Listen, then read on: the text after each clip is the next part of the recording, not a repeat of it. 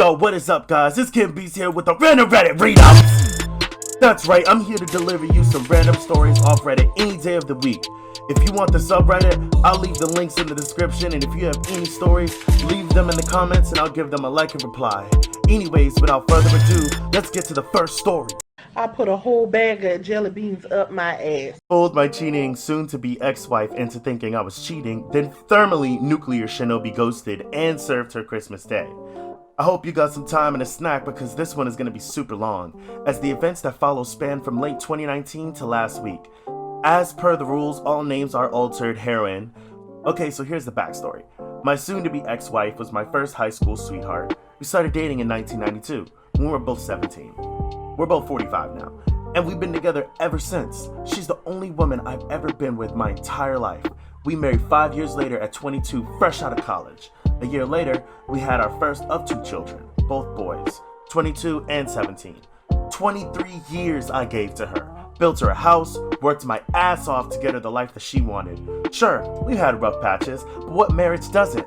Even in the worst of times, we found a way to pull through and come out the other side better, which made the discovery of her affair that much jarring. Flashback to March 2020, when I got the first feeling that something was off. For a good 2 months prior, we were on a funk. I was on the mend from reconstructive knee surgery, blew out my ACL fall of 2019, but still lacking in movement. At the time, I had only had about 55% of range of motion in my knee, which this took quite a toll on a lot in the house. I was out on workers' comp and I had been injured on the job. I was unable to do any of the usual household duties, so a lot got backed up. My sons would do what they could, but tasks only I was capable of doing had to be put on the back burner, or my wife had to do, which she wasn't pleased with. Things also crawled to a standstill in the bedroom between us. It had already slowed down prior to my injury, but in the state I was in at the time, it had completely stopped. During these months, she, will call her Sue, was spending more time hanging with coworkers after work between November 2019 to March 2020. It was a regular occurrence for her. Naturally, I thought nothing of it. I've never in the 23 years I had been with her had any reason to worry or not trust her. She has her friends and I have mine. We have mutual. I'd go hang out with my friends all the time and there was no issue. It was all above board. It was around January of this year that I had noticed something odd. Sue started noticeably being distant from me. Sure, we were in a funk, but she never denied me affection to that point. The usual hugs and kisses she'd give me had come to a halt, and her phone was attached to her hand long before my suspicion grew. But she has always shared and showed things that she discovered on the web. DIY ideas and recipes on Pinterest, memes, all kinds of stuff. But she was now being guarded about her phone. Even her interactions with me became more snippy, as if she couldn't be bothered. So now, we're in March. COVID has arrived and New York City is in lockdown. Our chosen careers fall under the essential designation, so neither of us have to work from home. I have been recently cleared to return to work after 5 months on the shelf, and I was eager to get back after it. As 5 months on my ass rehabbing my knee and not being able to do physical stuff drove me nuts. For context, I enjoy physical activities. I'm an avid martial artist and I'm typically in the gym 4 days a week, on top of all the home projects I did. Within a week or two of the lockdown, my soon-to-be ex-wife alerts me that she's going to have to start putting in extra hours. Again, I think nothing of this because of her field. Of course, I was under the assumption it'd be every other day, but no, it was every day. And not just an hour or two, she'd come home 3 or more hours later, and then go straight to the shower. Spend a little time with me, a little time with our 17-year-old, 22 lives with his girlfriend across town, then go to bed. As I'm able to support myself on my knee better, we start getting intimate again, but as you probably guessed, she wasn't mentally or emotionally present for it, which I noticed quickly. So by early April, the picture started getting clear to me. All of the signs were pointing to the idea that she was having an affair. That's when I decided I needed to find answers. So I scoured the internet on things I should be looking out for. Signs of infidelity in one's partner, and sure enough, she was pretty much ticking all of the boxes on that behavior. So then my search inquiry advanced to how I find proof. I started with her social media, looking on her Facebook entries from months prior. It's pretty much the usual, pics of us and our sons, pics with her and her friends, and more than a few pics of her nights out with coworkers. In these pics, it's a mixed bag of her closest friends from work and a couple folk I've never met from work. But I've seen one recurring thing in a number of these pics. One guy. In every picture he's in, he's rather uncomfortably close to her. his arm around her shoulders, or his hand on her lower back. Way too close for a guy I've never personally met. Needless to say, that put a sour taste in my mouth. But that wasn't the worst of it. No. The worst was the fact that apparently this guy is a friend of hers on Facebook and follows her on Instagram. So I go to look up his Facebook account, and wouldn't you know it, I'm blocked. Why the hell am I blocked from seeing this guy's Facebook account? But he's friends with her on Facebook. Yup, now I'm in Batman detective mode. At that point, I wasn't even trying to deny it. I knew she was cheating on me with this guy. My mission was to find out for how long. And over the course of April and May, that's exactly what I did. You know, I never had any clue the depth of info you could secure from phone, text, and email records up until then. We had a family plan that was basically a cell phone package, and I was able to pull quite a bit of data. My soon-to-be ex-wife's data history was telling. The two most frequent numbers she had interacted with were from October 2019 to April 2020, was my own, and the number I'd never seen before. Take a wild guess at whose number it was. A quick check on Google, and I confirmed it was a dude from the photos who blocked me on Facebook. We'll call him POS, cause that's exactly what he is, piece of shit.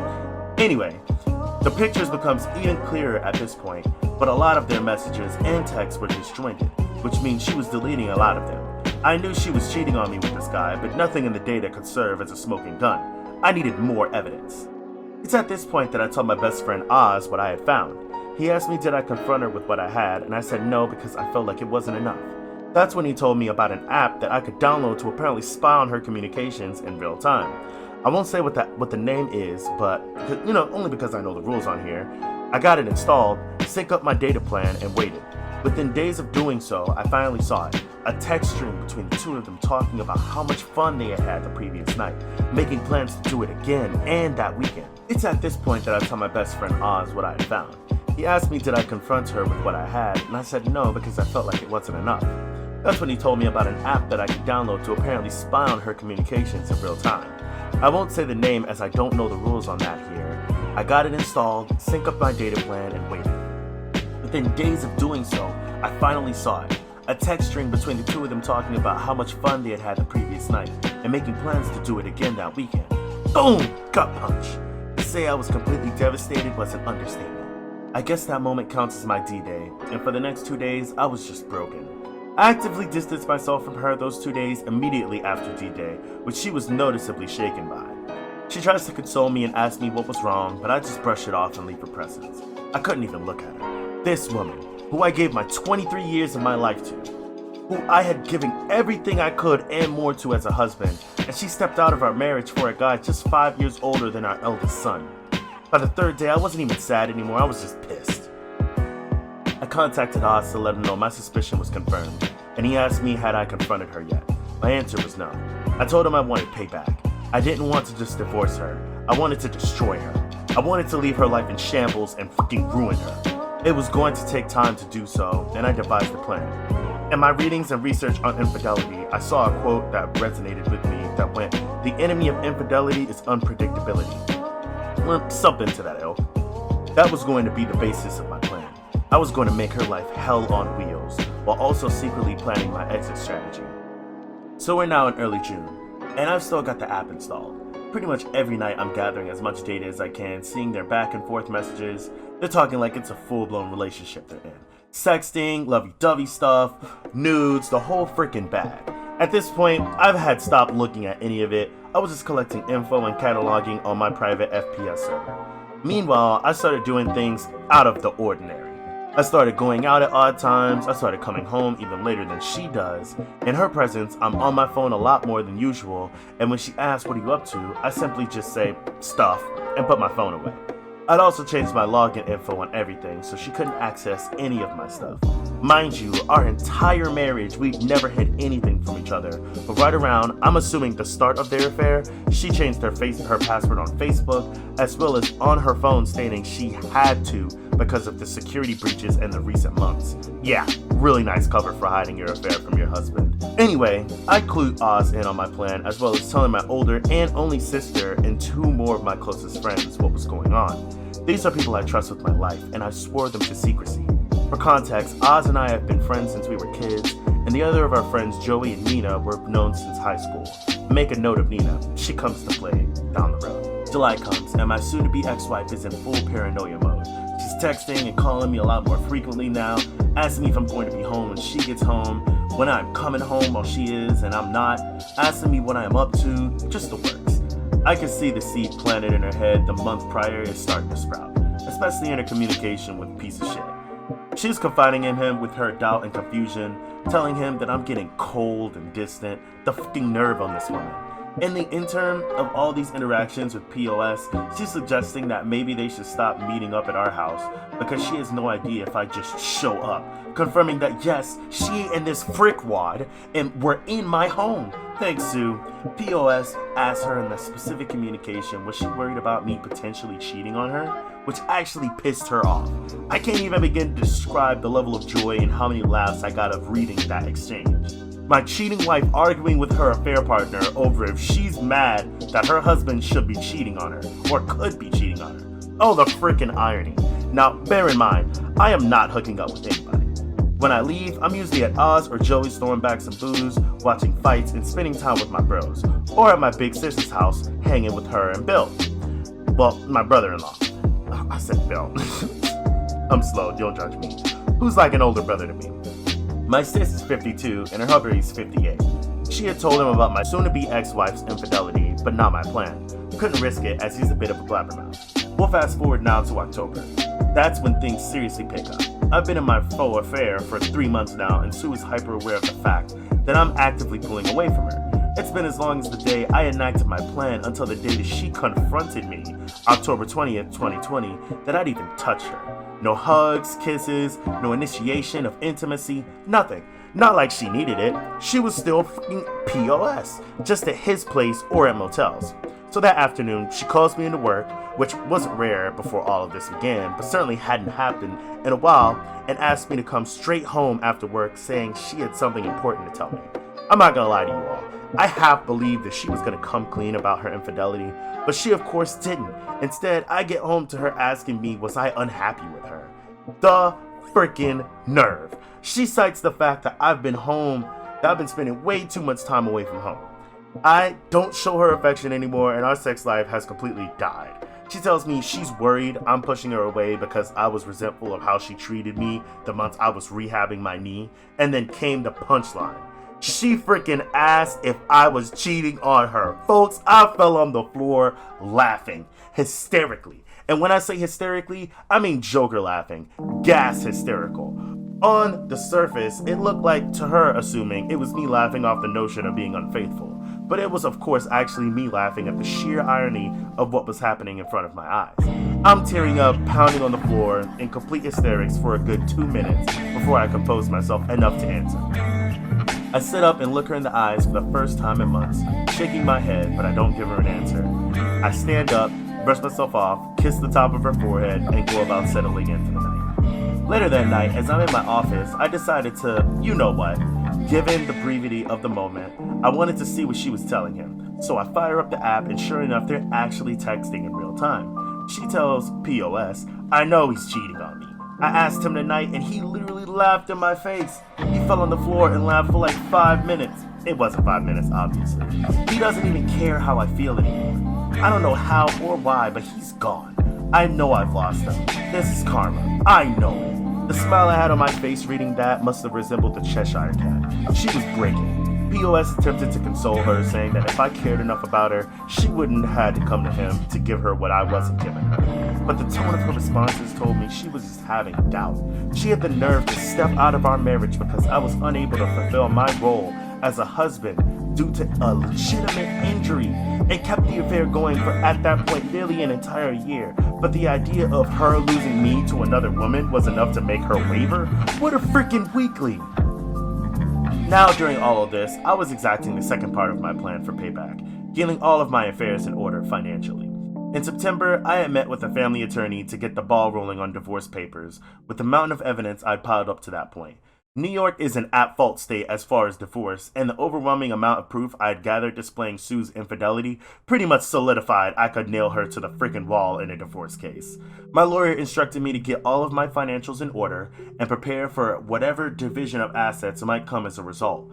I want one better than that. secretly planning pulling all of my money out of our joint account and putting it into my personal account. I also started shopping around for an apartment as part of phase 2. We're now in November, and I've not changed my behavior. In fact, I've ramped it up. This is where my friend Nina comes into play. For context, Nina and Sue have never been what you call close. I met Nina freshman year of high school 2 years before I met Sue. Even way back then, Sue had seen Nina as a threat, but she's my closest female friend. There's always been an implied I don't trust her from Sue regarding Nina. She's never addressed it directly, but it's obvious to anyone who pays attention.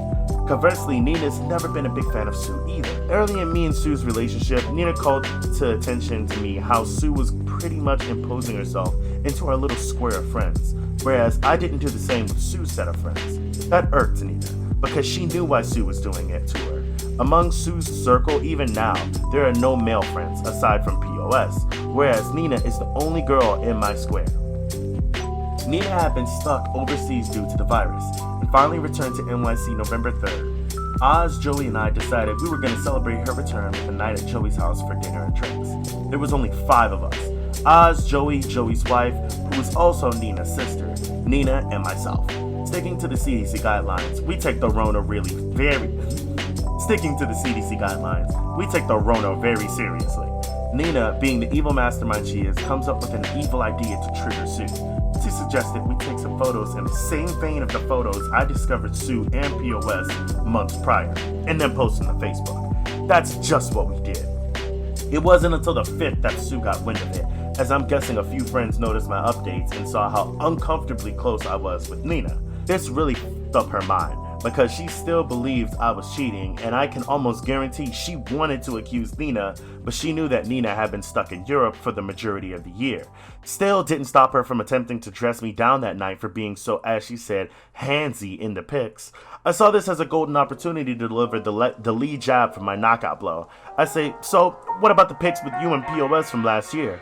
He was pretty handsy in them, but did you see me get bent out of shape over it?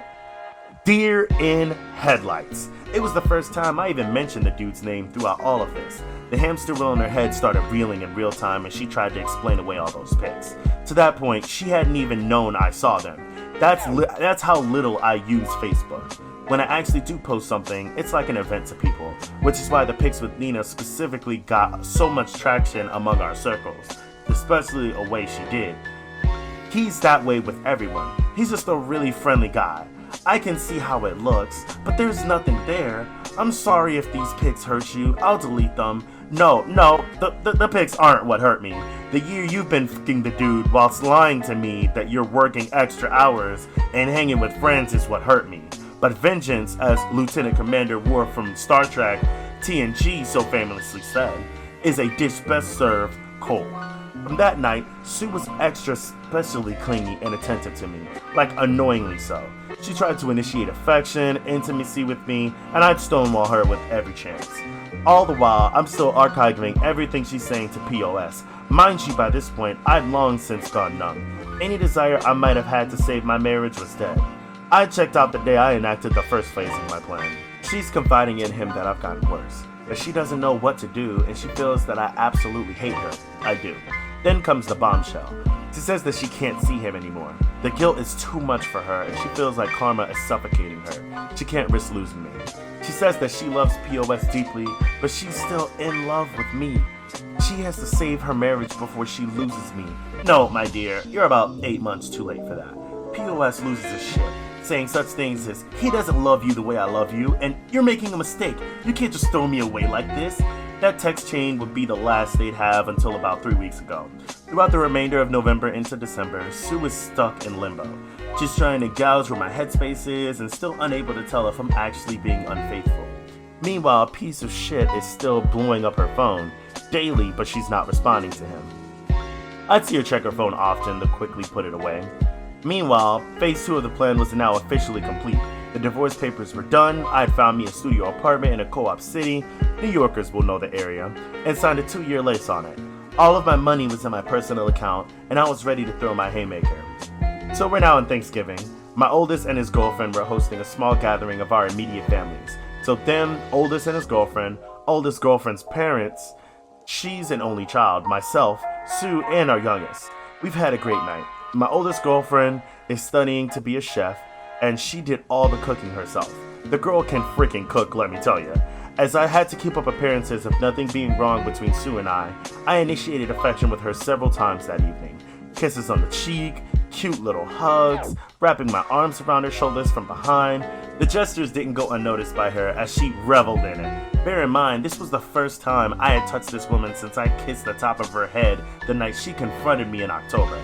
So just about 2 months. Not gonna lie, I felt repulsed doing it. But I had to. I couldn't risk the plan. And me being distant to her in the face of my boys, the oldest girlfriend and her parents would set off alarms. So my youngest decides he wants to stay over with his big bro for the night. So Sue and I head home. On the drive home, she thanks me for being so good to her and says, "I don't know what you're going through, baby, but I'm here for you." I had to hold off busting out in maniacal laughter again and responding saying, "I know, I just needed some time." So for the first time realistically since springtime, we had sex that night. I figured, fuck it. I mean, with what I'm about to do, may as well get some action before I delete her from my existence. I won't go into detail, but it wasn't lovemaking. When I was finished, she was a lump of flesh laying there trying to figure out the direction of the truck that ran her over. No cuddling or anything after. I just got up, showered, and went to go to sleep in my office. To her confusion though, I used the condom. First time in 2 damn decades I did. She was definitely perplexed by it, but she didn't ask any questions. Sure as hell wasn't going raw on her knowing that she had been doing so with POS for months at that point. I wake up the next day, check my handy dandy spy app, and for the first time in weeks, she responds to POS. Dude went novella. He professed his love for her, said she was wasting her time trying to rekindle the flame with me that died, that she'd been in prison with me for 23 years and deserved to experience the love and affection of a man who would cherish her. Mind you, this dude is 27 freaking years old, 5 years older than our oldest son, and he's that sprung for a 45-year-old married mother of 2? What a grade A high quality simp. She chose to blow up our marriage and destroy the home we built for this dude? Pretty boy with the soft side? She responded saying pretty much the same thing she had said when they last talked. That she loves them, and she enjoyed their time together, but she can't lose me. I'm still the love of her life, but she always will have a place for him in her heart, that they can still be friends if he chooses, but the physical relationship between them is over. He begged her to see him one last time that weekend. Yup, you guessed it, she said yes. One more for the road, right? Who am I to say anything? That's what I did to her the previous night. Of course I added all of that to the archive I'd compiled. December 4th is when Phase 3, the final phase of my Operation Shinobi Ghost, started. The divorce papers were in hand, my new place or residence was set up. Now I had to slowly start moving my stuff out of the house. But first I had to break the news to my boys. I called my oldest to the house that Friday night, had them join me in my office, and laid everything on the table. Not the specifics, but that their mother had been cheating on me for over a year, and I was going to be filing for divorce soon.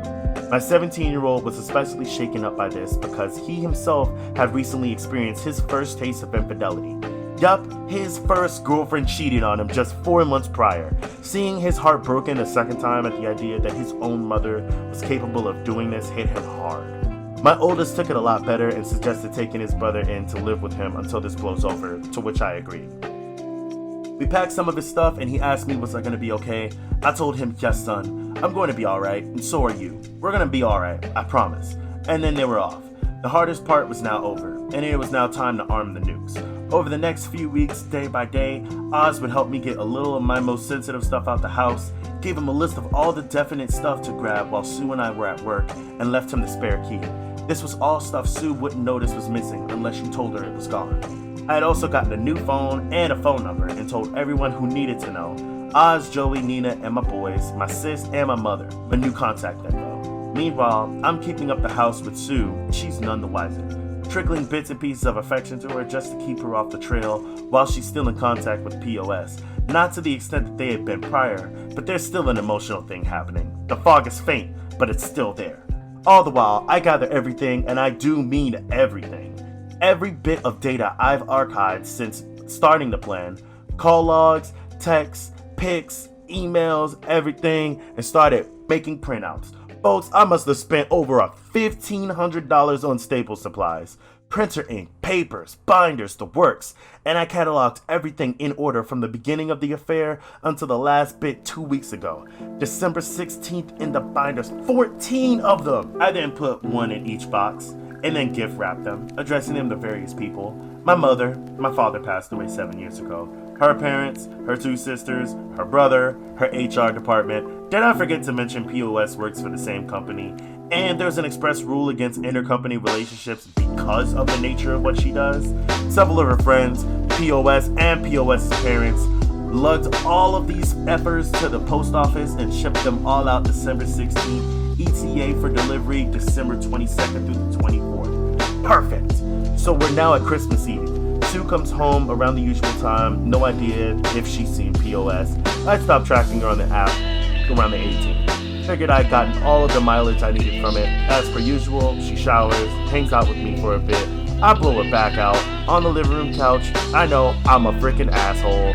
She then turns in for the night. The final phase was upon me at long last. The nuke I'd been arming since June was finally about to be launched. In the middle of the night, I woke up, wrapped up one of the 3 remaining binders with the divorce papers taped to the inside cover, and set it on my side of the bed with a note that said Merry Christmas on it. Next to it, I left my old phone and the business card of my lawyer. I packed up the remainder of my most needed items, enough to fill 2 backpacks, and I left my home that I had spent 23 years in for the last time. That, my friends, was a week ago. To Sue, I am completely off the grid. Gone. Shinobi ghosted. She's blocked on Facebook, but still hasn't blocked me for some reason. So I'm keeping tabs on the fallout. It's absolutely glorious. My packages have reached everyone I sent them to, and she was getting crucified. Her youngest sister completely dressed her down. Both of her parents have condemned her. My mom absolutely destroyed her. Like, holy shit. I know my mom has a mean streak, but the things she called Sue were unfreaking holy. She's been frantically trying to find out if anyone knows who I am, but those that do aren't saying a word. All over her Facebook feed, she's desperately trying to reach me because I'm guessing she knows I'm likely looking. I'm not saying a freaking word to her without my lawyer present. That'll be the next time I share oxygen with her. She's got no way of spinning the narrative to paint me as the bad guy because I've exposed her to everyone who matters to her. And from what a mutual friend who works in the same company as her, she and POS apparently are being put on administrative leave as of tomorrow. So yeah, chances are she'll be going into 2021 unemployed. As to the final 2 binders, well, one has been turned over to my lawyer as my final bit of evidence for my impending divorce, and the last one I put in storage unit to be burned in Joey's fire pit when the divorce is final. Do I feel guilty about this? Not in the slightest. 23 years I did right by this woman. I gave her the home she wanted, I gave her the family she wanted, I gave her the life I felt we both deserved, and I loved her unconditionally.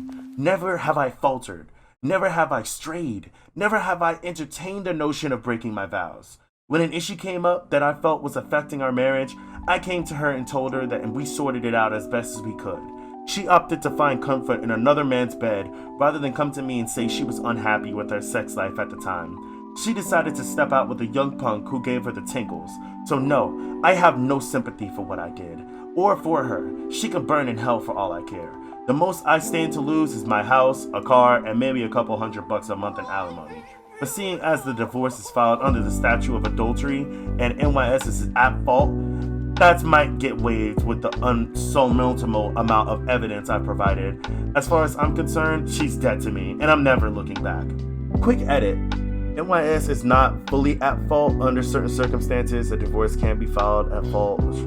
Okay, so there is definitely more to the story.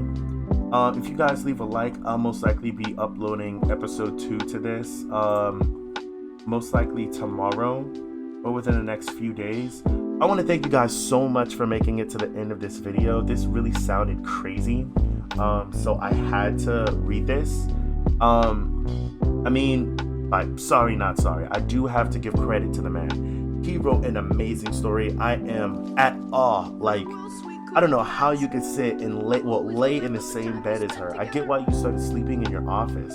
It sounds terrible. I mean, she got what she deserved. We'll definitely find out more edits, more parts of the story, because it seems like there's 2 updates. So I will have those ready for you guys tomorrow. If you like the video, please leave a like and comment. I would love to interact with you guys as much as possible. I want to thank y'all so much for joining me. I'm gonna catch y'all later. Peace.